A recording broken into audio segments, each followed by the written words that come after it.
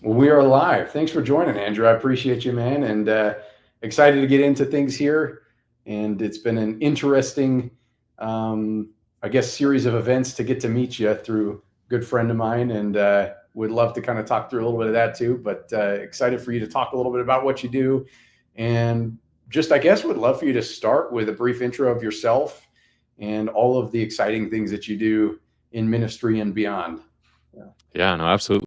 Thanks so much for having me, Zach. I'm just grateful and humbled to be here with you today. And yeah, a little bit about myself. I born and raised in Colorado. Love Colorado, homegrown. And so I went to school in Missouri. Felt like I did my time in the Midwest, and then got right back to Colorado as soon as possible. So I've been doing a lot of things on the Front Range in ministry. Primarily was doing worship ministry for a long time, but then have started to get into a lot of the world of just coaching and consulting in a lot of different facets, which I'm sure we'll unpack a little bit more of that. But have 4 wonderful kiddos, a beautiful wife of 17 years, and yeah, man, I'm an open book. So anything you want to dive into, let's do it. That's awesome, man. Yeah, it's cool to see another Colorado native too. Been here my whole life as well, and love the state, and have seen several changes over the last plenty of years here. But yeah, for sure. it's fun. Yeah. Well, I guess, I mean, obviously you do a bunch of stuff, and I'd love to kind of just, pick your brain on maybe what your favorites are. But tell me a little bit more about RunFree and what you do there, and everything involved in that.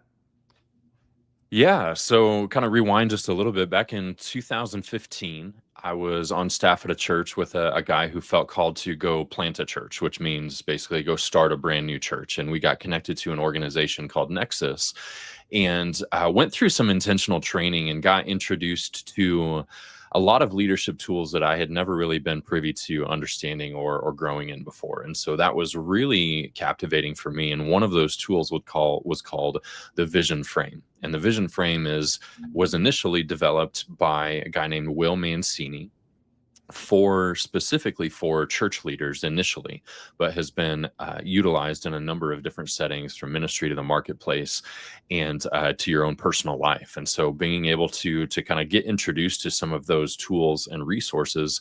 Fast forward to today, I actually work part-time with Will Mancini, and still part-time actually working with Nexus. So I work as a director of training for Nexus, training church planters, entrepreneurial, like faith leaders, as they're getting ready to launch new expressions of church in wherever their region that they're going towards is. But then I also get to work for the RunFree company, which is what you said, which is a newer version of Will Mancini's coaching and consulting stuff. And so a lot of the RunFree company exists. All that we do is to help clarify vision, strengthen culture, and activate calling. So those 3 things are vitally important, whether you are in church world, whether it's for your own personal life, whether it's for your nonprofit or your for-profit. Having crystal clarity on who you are as an organization, who you are as a ministry, who you are as a nonprofit, whatever that looks like.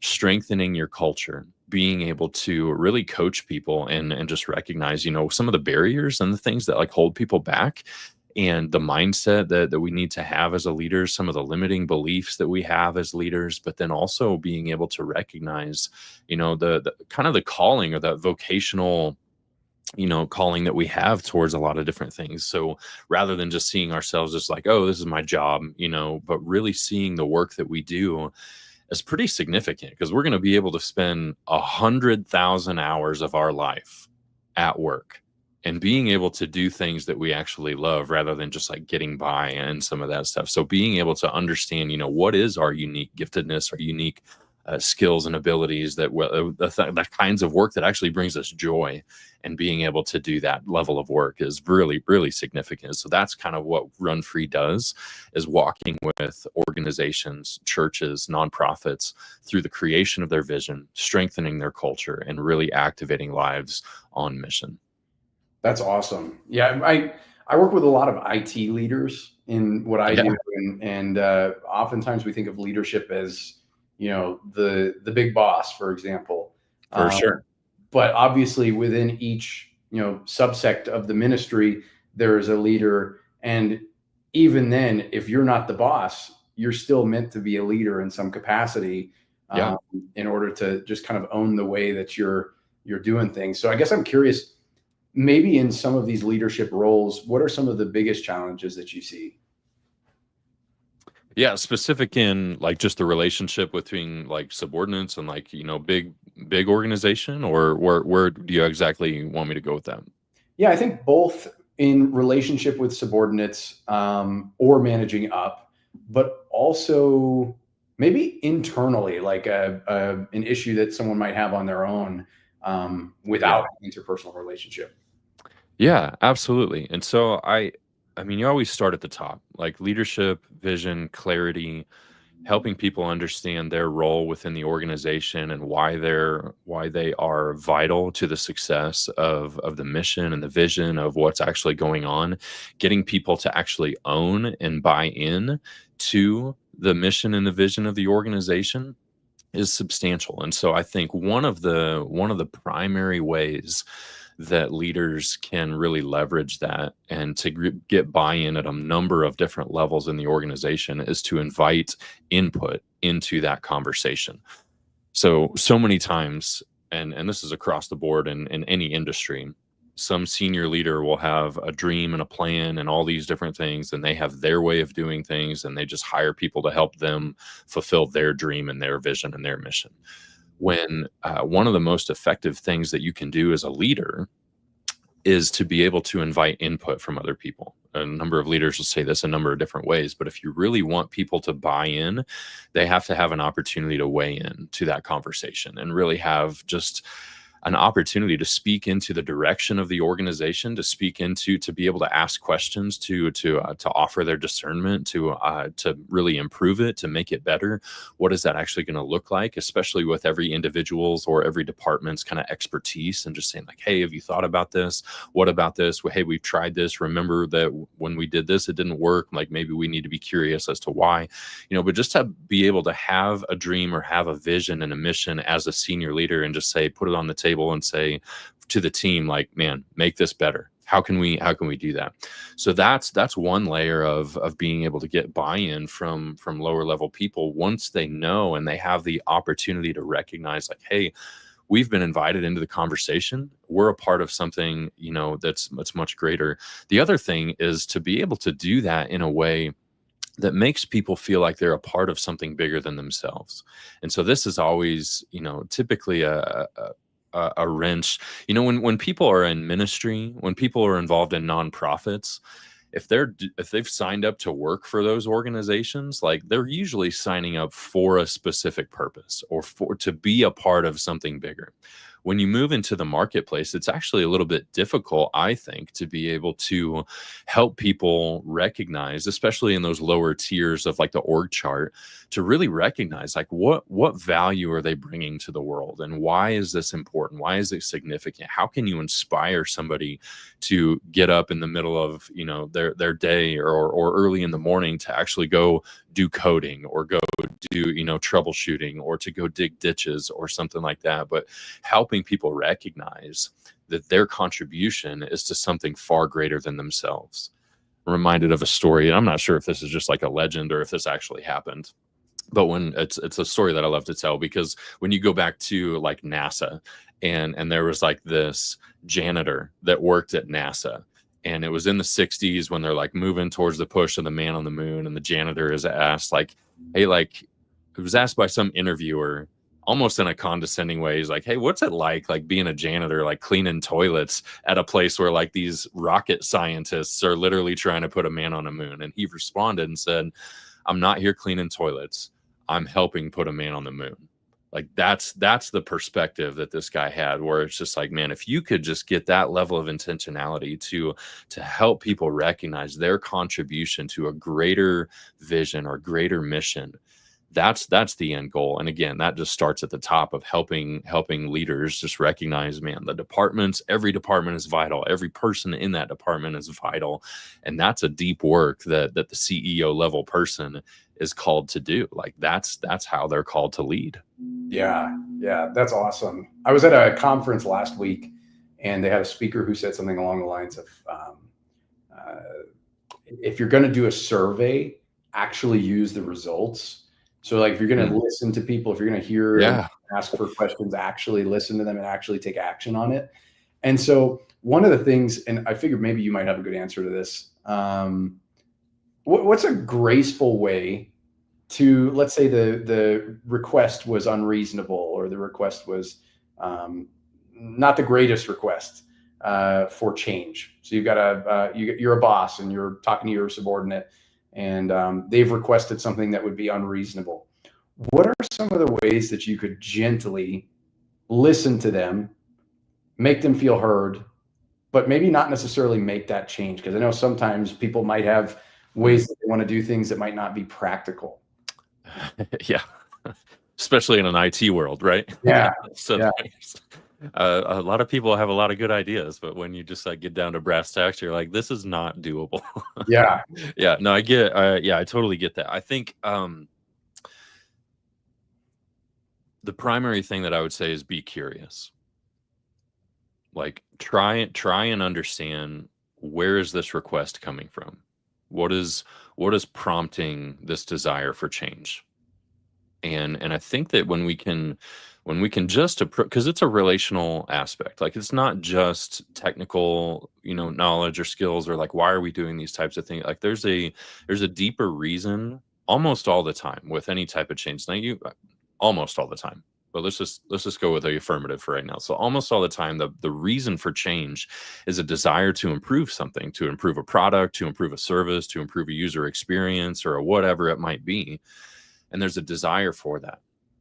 And so helping them, recognize that they are not technically, maybe skilled with your knowledge or your abilities or your desires or your understanding of the system or the software or whatever it might be, or whatever program, or even outside of an IT world, where they might not know what you know, or might not have the experiences that you have. But being able to have those open dialogue of being curious, asking questions, trying to understand the root problem, the root issue that they're trying to solve. And then just being able to discern, is this way the best way of doing that? Do I need to like step back in my own pride or arrogance or knowledge or understanding? Like maybe I need to grow and just be curious and just recognize, is there an opportunity for growth? Is there an opportunity for me to understand where they're coming from a little bit better? But at the end of the day, there is kind of like that subordinate and, a superior kind of relationship that sometimes you just have to do stuff. But at the, for the improvement of the relationship, being able to have that healthy conflict, because this is one of those things that Patrick Lencioni often says is like the 5 dysfunctions of a team, is that we don't have healthy conflict on teams. Where there's an avoidance of conflict. And this doesn't matter what industry you are in. This is a perfect example of that, where it's just like, hey, we've been given this change. If you're sitting there in that seat and you're just like, I know this is going to fail. I know this is a dumb idea. I know this is not possible or doable. The way in which that you approach that conversation with your superior or the person that's giving this idea, could be a peer, could be whoever, is to be curious, to have healthy conflict around that idea. And it's healthy ideological conflict. It's not personal conflict. And that's the tension that we have to often face in these spaces, is just recognizing, hey, I'm challenging your idea. I'm not challenging your authority or you as a person. Right. And so you're just trying to do that dance. And this is just a beautiful way of just trying to understand, like, how do I have these crucial conversations in a way that's not offensive to the person that's trying to bring this change, but in a way that I can respect them and respect and really want to see the organization improve. Yeah. Not just challenging it from like a lazy perspective of just like, well, I don't want to grow. I don't want to do what you're asking me to do, so let's not do it. It's like, hey, is this actually the best way of doing this? Can we talk about this? Yeah. Yeah. And I think even as a leader too, the leader has to make an environment where it's open to have that healthy conflict, where people feel like they can actually make mention of the issues that they might have with a certain task or how something's being done. Yeah, absolutely. Because I ran into that situation just like a month ago. Like we went through like a full on training that is one of the things that we do in our training system for like the entrepreneurial like faith leaders at Nexus. And our director was just like, "Hey, I'm thinking about making this change to our whole process," and had like one or two quick conversations, and then just kind of talked to me about it, which I oversee all of our training. He's like, "Hey, I think I want to make this change. Can we just go ahead and do that?" I'm like, no, first of all, like let's not do that. And like, can we talk about this? Like, let's just get a meeting together. Let's get the voices in the room and let's just put the idea on the table. And can we just talk about it first before we just run into implementation? And there's so many times where we miss that kind of activation, like discernment kind of phase of whatever it is. And we just come up with an idea and we want to go straight to implementation rather than just opening dialogue to be able to do what you're saying. Yeah, yeah. I think the funny thing is too with ministry, and I think it's because it's so near and close to the heart with why people are doing it. I see that everybody has their own opinion of how they want something done. Oh, yeah, and we So, all have Bible verses to back it up too, so yeah, that makes it hard. yeah, right. And so it's certainly that's one of the most challenging pieces in ministry, and I think it's the same even with I guess you would call it a secular nonprofit. I've seen the same situations happen. Yeah, For profits, I've seen the same thing happen on IT teams. Everybody's got their own ideas of how things should be done, and there's just such a major clash in that. And so being able to clarify that and being able to put it into words, being able to feel comfortable talking with other people about it, really just having an open communication platform for people to feel heard and feel like they can get things done. I think that ends up providing the most successful outcome. It feels like that's what really drives things forward in the most efficient way. But maybe it's not the most efficient way sometimes. Maybe it's not most efficient on the front end, but towards the back end of it, you've done the hard work up front, and now the decisions are easier going forward. So yeah, yeah, absolutely. that's cool, man. And so I guess what are some of the biggest success stories that you've seen in coaching teams with this and coaching people into dealing with conflict or anything else along the lines of church planting? What are some of your top success stories in that? Yeah, so specific into so yeah, for Run Free, we talk about like clarifying vision, strengthening culture, activating calling. And this whole conversation is just that culture piece, right? So when we're talking about how to have healthy dialogue, how to, just understand the stories that we tell ourselves in different situations of like, well, this person's an idiot, like why are they giving us this change to do? Just like how you approach, how you show up to the workplace affects not only just you in that domain of life, like but this is just a mindset and a coaching and an understanding of yourself of how you show up at home, how you show up at at your hobbies, whether you're playing softball or playing pickleball or just doing whatever, all these different spaces that we end up showing up in or wherever we live, work, learn, and play. But strengthening that culture, understanding who we are as a team, how we interact with one another. I was working with a success story. I was working with a nonprofit in Fort Collins earlier this year, and we spent a couple of days together, and I even actually got to observe them as they did like a team building experience with another organization. So I just got to kind of be a fly on the wall and just kind of observe the team based off of some of what we did. And we did some personality assessment training. We actually did the Patrick Lencioni's Working Genius, which is something I'm trained and certified in, and I love leading teams through all of that stuff. And so helping the team understand themselves, how they interact with one another, the kinds of work that brings them joy, all of that type of stuff. And just kind of fast forward to today, their director raves about just the season of development that we had together over the course of about a month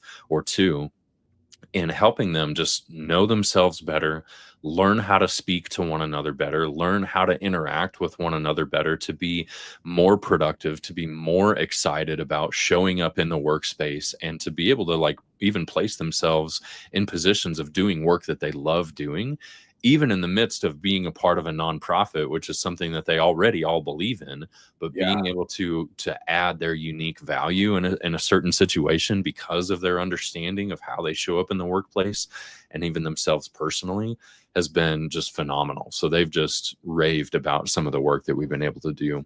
On like the activating culture side of things, to go like a layer deeper, we do a lot of life planning with people to recognize, like where in light of a lot of that understanding about yourself, like where do you feel like, for the believer, like where do you feel like God is leading you over the next few years, and how do you intentionally plan to put rhythms in your life to try and get there? Obviously, just in, grace and understanding and all those different things that just often shift and change within our lives, but just saying, man, this is the kind of future where I feel like I'm being led to go. That's what I'm going to start pursuing and start doing that type of work. So that's been incredible as well, just walking with people, whether they're in major transitions in life. Our mutual friend was able to kind of go through some of that stuff, and just to be able to instill some of the growth and the mindset and the understanding of your story, of what you've been through, all the experiences in life, and just where you feel like you're being led next. That's all just really incredible opportunities to do some of that. And then on just like the strengthening culture side, or the vision clarity side, to be able to walk with a church or a nonprofit or even a marketplace leader to really distill down and help people understand ultimately what they're doing. Like this is what we do no matter what we do. Like this is what characterizes all we do, understanding those core values that really move beyond just a generic sense of what we feel like we should value, which is something that a lot of organizations, especially faith leaders, kind of get wrapped up in. So I mean, you've seen a ton of marketplace leaders that have like they'll articulate a value of like integrity. You're just like, okay, great. And I remember reading a book by Chip and Dan Heath, which are marketplace like visionary leaders, that they talk about like just the generic sense of some of the vision that we kind of come up with sometimes. And especially in regards to those values, they'll say like, yeah, organizations will have like a value of integrity, thus taking a stand against all the haters of integrity. It's just like, when you're trying to discern like who you are as an organization, like the character with which you show up, kind of that Chick-fil-A model, like there's a reason behind some of the things we do, and how do we articulate that?